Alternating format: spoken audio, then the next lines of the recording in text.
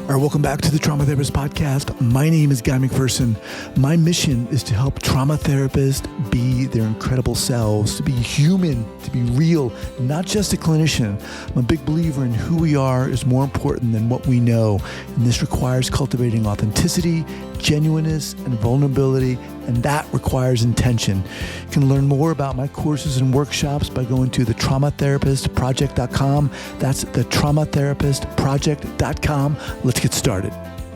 So here we go. So 5, 4, 3, 2, and 1. All right, folks, welcome back to the Trauma Therapist Podcast. I am very excited to have as my guest today, Jim Stewart. Jim, welcome. Thank you. All right. So Jim is a trauma survivor, having experienced 2 near-death events, as well as other traumas early in life. Having had a lifelong struggle with the impact of trauma in the past 6 years, Jim has embarked on a journey of healing that's included both EMDR and BrainSpotting. Today, he's happy to say that he is now a survivor and he wishes to share his story of hope and healing with others. Jim, welcome to the show. Thank you. So before we get going here, share with our listeners where you're from originally and where you're originally from Wilmington, Delaware. Okay. That's where I grew up. Moved to Massachusetts to go to college, and then moved to Maine, where I currently live 10 years ago. Okay. So East Coast, intense winters. Sir. Yes. How's the winter there now? Actually, it's beautiful. It's a gorgeous sunny day, and it's not very cold, so I'm good with that. All right. So how the heck did all this start? Oh, boy. How did it all start? Well, I think probably the first significant trauma that I experienced, I was 18 years old and was 1 month from going off to college and got a phone call from my former girlfriend, who I had broken up with earlier that summer, that she was pregnant. This was 1968. There were really no options available to people in 1968.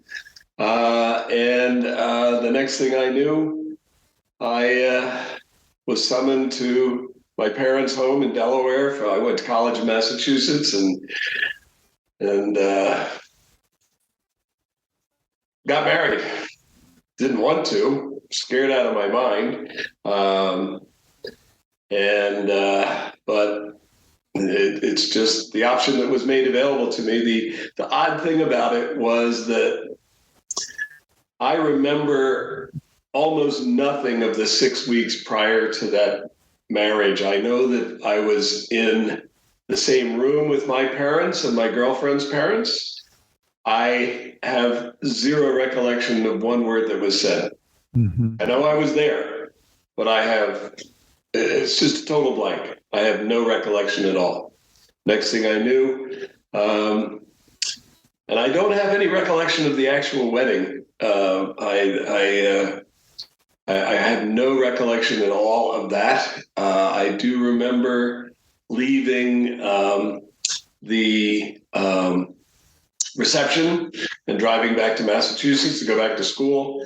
But the church ceremony, I have zero recollection of. And how old were you at this time again? 18. 18. And a very immature 18. Very. So you get a call from your girlfriend. She says she's pregnant. Yep. You call back to your parents. You guys are getting married. That's correct. So how do things unfold? So that's when I had my first experience with the impact of trauma. Was the wedding night. I experienced something that scared the hell out of me, and that was disassociation. I know that now because I've read about it and I know what disassociation is. But at the time that it happened, I was terrifying. I remember we were in a hotel in Connecticut, and my wife went in to change. And when she came out of the bathroom, all of a sudden, it's like this like I was looking through the other end of a telescope. I felt this spatial separation, like I was, receding into the room somewhere. And I remember saying to myself, "Don't let this happen. This is bad. Don't go there." But I was so terrified. I only know that my body was present. I was not there. I was not in that room. And it scared the hell out of me. It really did, because I didn't know what was happening. And unfortunately, if I look back now as my healthy adult, I could think of all sorts of options that I might have chosen at that moment. But I honestly was frozen, completely frozen. And the next thing I know, we get up the next morning and drive back to Massachusetts, and I go back to school. But I knew something was wrong. Something had happened, and something that I did not understand. Mm-hmm. And I wasn't able to verbalize at all. I never discussed it. I didn't discuss it with my wife at the time. It was like I just blocked it out. So did you, how long did you stay married? 9 years. Okay. Wow. I tried to make it work. I had a daughter, and that's the primary reason why I think I tried to make it work, is all of a sudden I'm 19 years old and I have a child.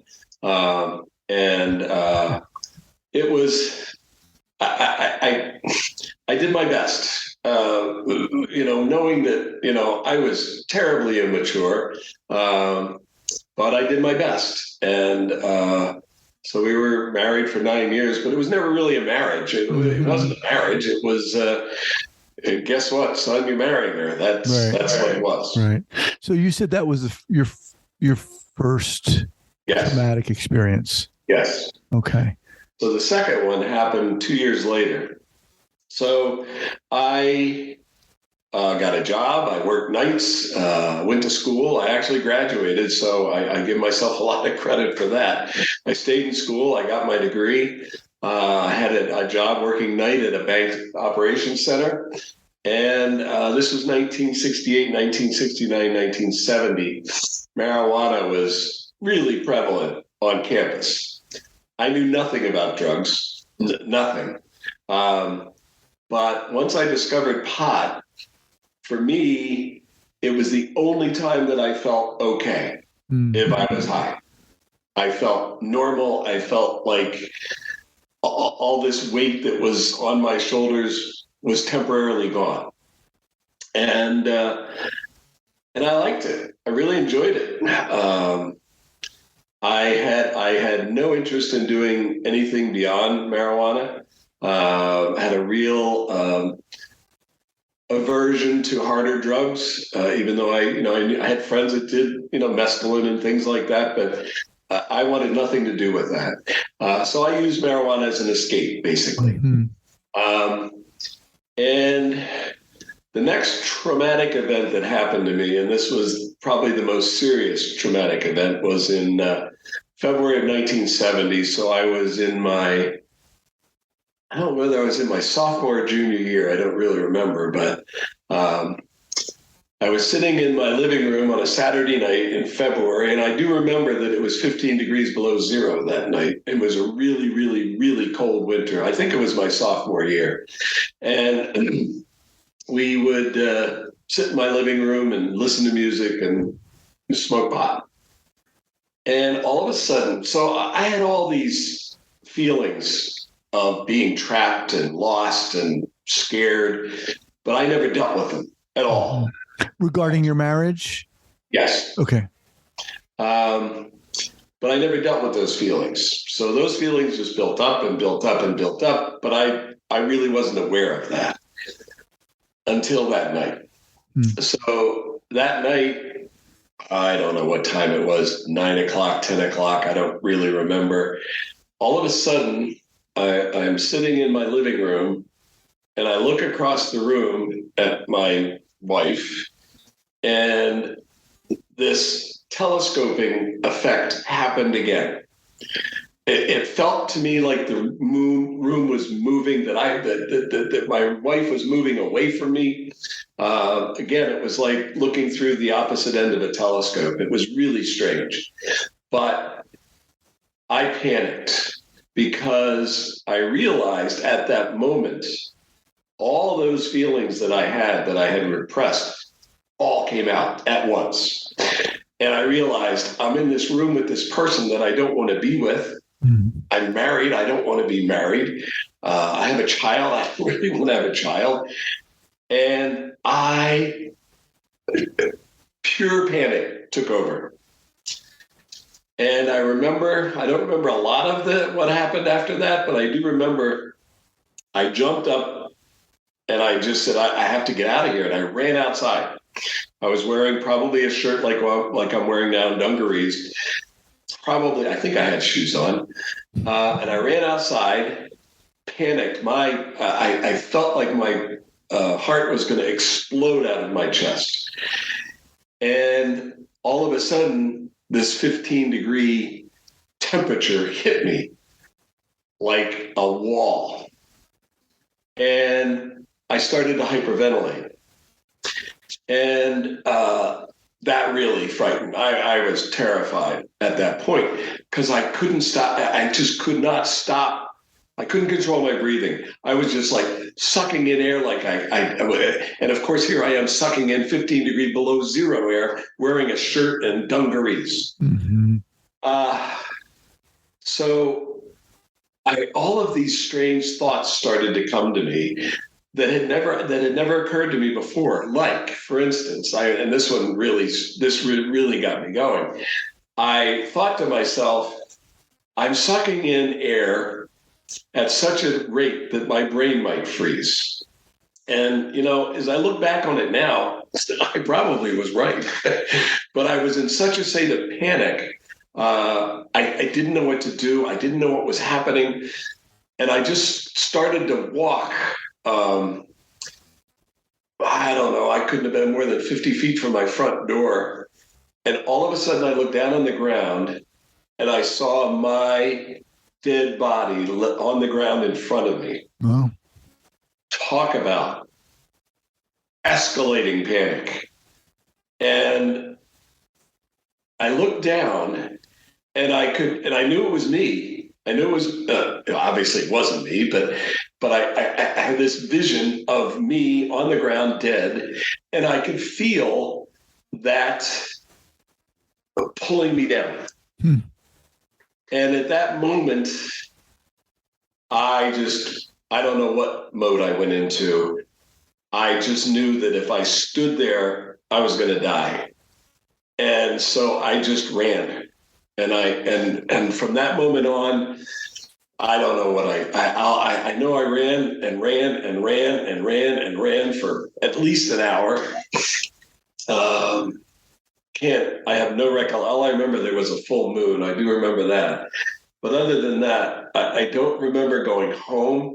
I don't remember going to bed. I don't remember waking up the next morning. And in all honesty, I remember almost nothing about maybe the next month or so after that. Somehow I pulled myself together and went back to school and went to class and did my job. But I was terrified. In all honesty, I thought I'd lost my mind. Let me ask you something here, Jim. So in the bio, it said that you'd experienced trauma throughout your life, and yes, you are on a healing journey. At what point did you say to yourself, you know what, something is wrong? I need to get some help. Almost immediately. Okay. So take us there. What did that look like for you? So I knew something was really wrong. I didn't know what it was. I knew I was not the same. I felt like I was damaged goods. And so, again, this is 1970. PTSD was not a phrase that trauma is not that well known today, but 1970, right, it wasn't even a word that was spoken. Sure. So I sought out 2 or 3 therapists. And I described to them what had happened. And there was one therapist who said to me, what I think you experienced was akin to combat fatigue. That was the closest that anybody knew about trauma in 1970. This was during the Vietnam War. And he said, you experienced what we would call combat fatigue. And I looked at him and I said, well, what do I do about this? And his response was, you'll grow out of it. I didn't. Mm-hmm. I didn't grow out of it. I still felt broken, damaged, scared. I was really scared, really scared. And unfortunately, I didn't really have a support system around me. I mean, I was with somebody I didn't want to be with. Mm-hmm. I never really shared with her what happened that night, nor what had happened to me afterwards. And somehow, in spite of all this, I pulled it together. I graduated from college. I was a good dad to my daughter, and started a career. And my career was in human resources. That's basically where I've spent my entire career, in human resources. And I think slowly over time, the severity of the trauma diminished, but it was always in the background. Mm-hmm. I always still felt damaged. I always felt different, broken. Let me interrupt you here for a second. So, first of all, I want to thank you for sharing your story. And what's interesting here, Jim, is that, obviously we're not talking about, we're talking about a particular type of trauma here, which seems to me almost like what, a shock to your identity. A shock to my whole system, I think. Your whole system. Yeah. Right. But and I think, in all honesty, I think I also experienced some temporary brain damage that night. I think that's true. I don't, and I've through therapy that I've done subsequently as an adult, we basically drew that conclusion that I probably did have some temporary brain damage. Due to what? I'm sorry? Brain damage due to what? The shock of that evening, the fact that it was 15 degrees below zero and I'm running around outside with almost no clothes on, sucking in frigid air in a pure state of panic, may have caused some kind of temporary brain damage. I don't know, but I think that's likely. Mm-hmm. So you see a therapist who in part is kind of accurate, and at least they were able to identify something akin to trauma. Right.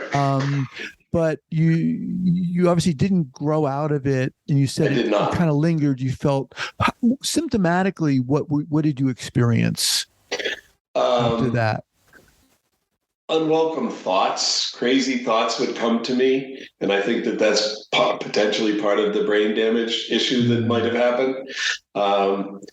And just really very strange feelings inside. These I don't know if I describe it as anxiety, although it kind of felt a little bit like that.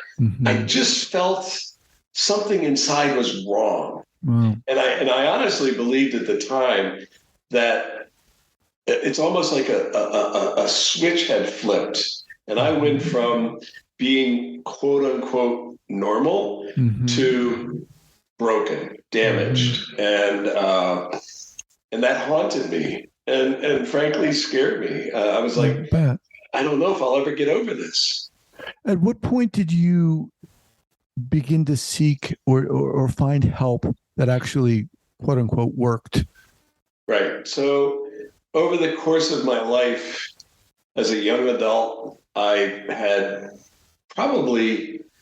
had seen 2 or 3 therapists, and I kind of, scratched the surface a little bit. but I still felt like something wasn't right. And I did have a therapist when I was in Massachusetts before I had remarried, and just before I had left that marriage, which was a very dysfunctional marriage, unfortunately. I saw a therapist that I really connected with, and it was the first therapist that I ever felt like I really connected with. Mm-hmm. And I had a really good relationship with him, and we did a lot of good work. And I remember saying to him, his name was Bob, and I said, Bob, I gotta tell you something. There's something here in me that talk therapy can't touch. Mm-hmm. Just is not touching at all. And I don't understand it, and it really frustrated me because I felt like I'd done a lot of work, and I felt like there was some part of me that just wasn't getting it. And he said to me, well, what I think you need is EMDR. And at this point in time, I had started to read about trauma, Mm-hmm. and I had read about different therapeutic and somatic processes like EMDR and whatnot. And I remember in reading one book, when I read the section about EMDR, I put the book down and I said to myself, I think I need that. But I never did anything about it until maybe a year later or whatever. He happened to mention it to me. And he said, unfortunately, he was not a trained EMDR therapist. So he said, and I had moved to Maine at that point. And he said, I really think you benefit from seeing somebody who does EMDR. So I did. And I found a therapist in Portland who was awesome. She was fabulous. And I did EMDR with her on and off for 5 or 6 years. And I stuck with it, even though part of me didn't want to, because EMDR is a very strange therapeutic process, I gotta tell you. And it's all about unlocking this stuff that's trapped in your body. And boy, when I started to unlock some of that stuff, holy smokes. Mm-hmm. The things that were happening in therapy were like, oh my God, what is this? But it was this, I was tapping into all of this stuff that had remained frozen inside, just started to come out. And at first it was difficult to do because it's really freaky. I'm sorry.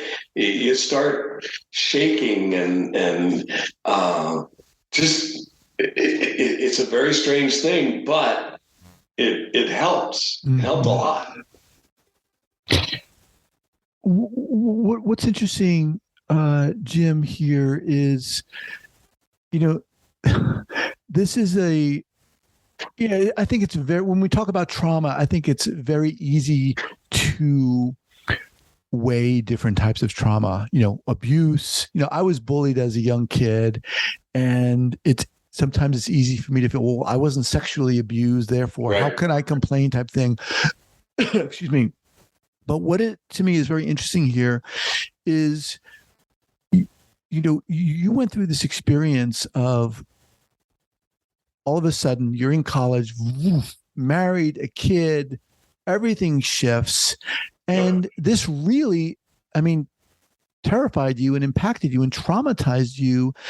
And how things moved on in your life, how things unfolded, they did so in such a way where you were cognizant that something was going on, right? And you did get help. You had that wherewithal to do that. And so I'm kind of untangling this because a lot of listeners here. Look, everyone's gone through their own stuff, and a lot of people have experienced different traumas. But what was it for you that allowed you to take the step? And we're talking, we're not talking yesterday. We're talking like in the 60s and 70s. What was it that allowed you to say, you know what, I need to get some friggin' help here? Because I didn't want to stay broken. I just didn't want to feel how I felt. I didn't, even though, if you looked at me from the outside, if you didn't know me, you would have looked at me and gone, this guy's got it made. I had a great job. I had my own business. I was very successful. I had a 25-year acting career. I was very involved in the community. To the outside world, I had it made. I had a home on the ocean in Maine. I had it made. But I didn't feel that way. I still felt broken. And I just didn't want to keep feeling that way. I wanted to, if there was a way of I don't want to use the word overcoming because I don't think that's the right word, but if there's a way to not have this always playing in the background, I want to do it. And I stuck it out. Some of the therapy was really hard. And I had a really good therapist, and she helped me a great deal. What was really interesting was, so I kind of got to the point where I felt like I had, quote unquote, graduated from EMDR. And about 6 or 8 months later, and this was very disturbing to me, I still felt like something wasn't right. And I'm like, boy, knowing that, my trigger was always, you're broken, you're messed up, you're screwed up, you can't be fixed. So after doing all this therapy, I still felt like something was missing, and that was very unsettling. And I went back to my therapist and I said, this is how I'm feeling. And I'm not happy about it at all. And she said that she had a colleague who did BrainSpotting. And she and I had talked about neuroscience before, the neuroscience impact of trauma. And I think we're only really scratching the surface on that right now these days. I didn't know much about it. And so I said, okay. I did some research and I went, oh my God, I thought EMDR was wacky. This is really wacky, this BrainSpotting thing. And I said, well, what do I have to lose? I'll try it. So I did. And it helped me more than any other therapeutic process. Wow. In that, I can't tell you how it works. I don't know how it works. I'm not even sure my therapist knows how it works. But it tapped into something in my primitive brain that released. It was really hard. It was even harder than the EMDR therapy that I had done. But I also knew there was something there.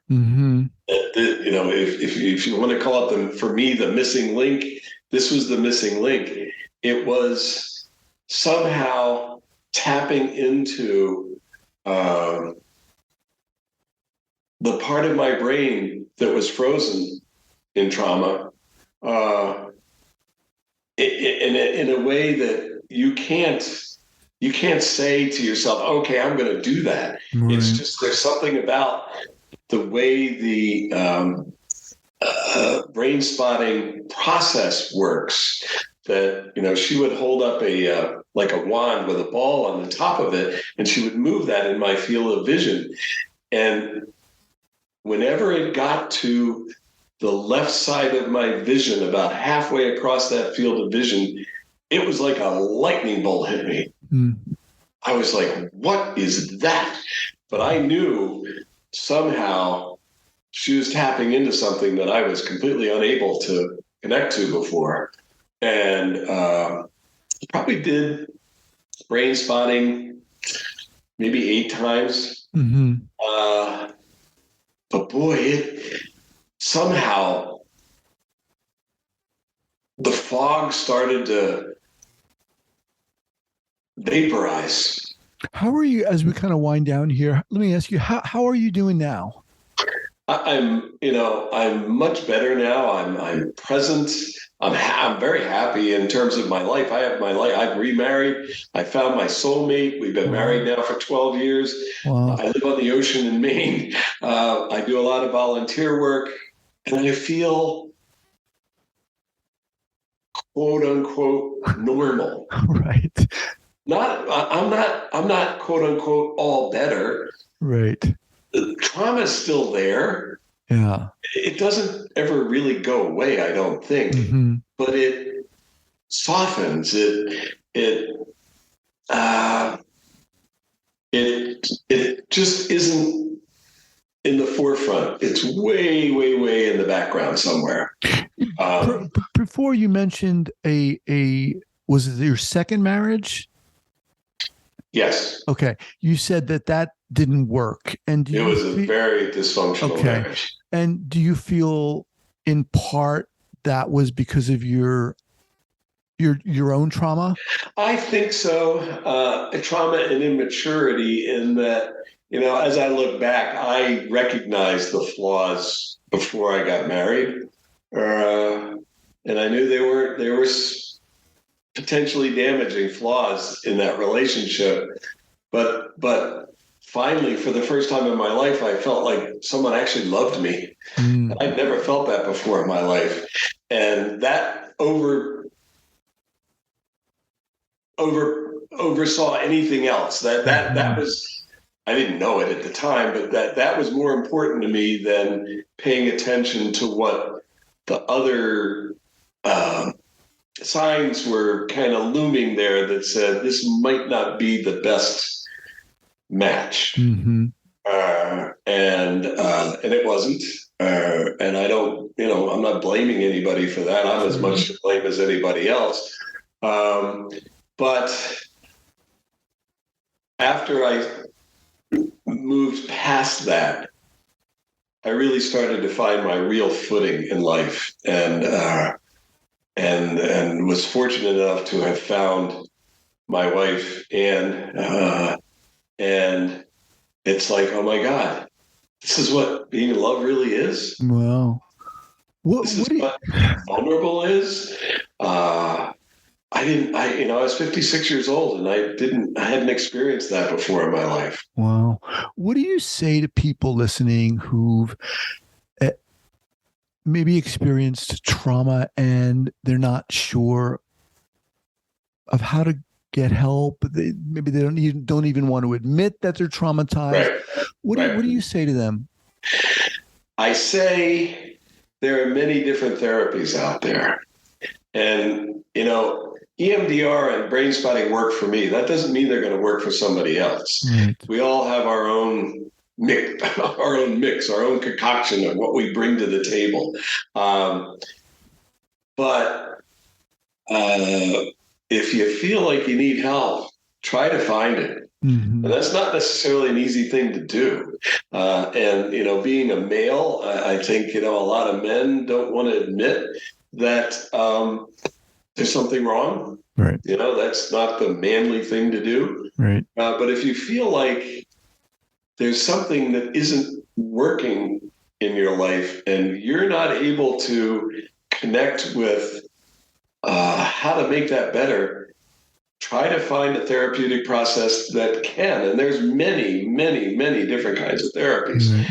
And for me, because of my traumatic experience, talk therapy really didn't do it. Mm-hmm. It was more the somatic processes like EMDR and BrainSpotting that allowed me to get to the stuff that was stuck inside my body that I didn't know was stuck inside my body. Right. So for me, that's what worked.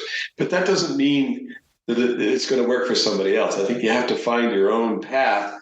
And it can be frustrating. Right. Because you can, just because you see a therapist doesn't mean that that's the right connection or the right therapeutic process or even the right therapist. Exactly. And stick with it. Stick with it. Don't give up on yourself, because there is a path. You just have to find yours.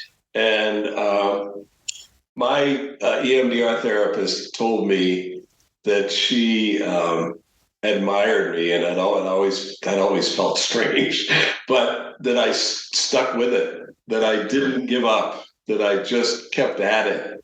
Well, I second that. I mean, I admire you too, because it's really challenging, and you're right on.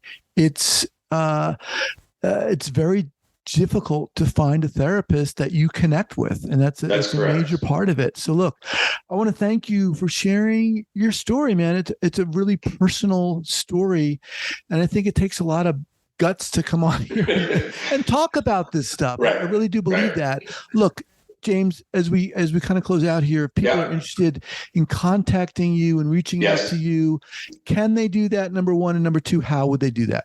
Absolutely. So I'll give you my email address. Okay. It's Jim, my first name, Jim Stewart, Stewart, Maine, like the state of Maine, Maine, Jim Stewart, Maine @gmail.com. Okay. One of my goals in life now is to share what I've learned. I've learned so much. There's a part of me that says, God, I wish I didn't have to learn all this stuff. Right. But I have. And there's probably a lot of people out there like me. I never thought that. I always thought I was the only one. Yeah. There's probably a lot of other people out there like me who, if they hear this story, it touches them. They resonate. They understand. And I'd be happy to talk to anybody about. I appreciate that. And I'll have your email linked up here at the show notes page at the traumatherapistpodcast.com. Jim, thank you so much. I admire you truly, and I appreciate you coming on here. Thank you. I'm glad I did it, and I'm glad that you did it for me. Thank you. Take care. You too.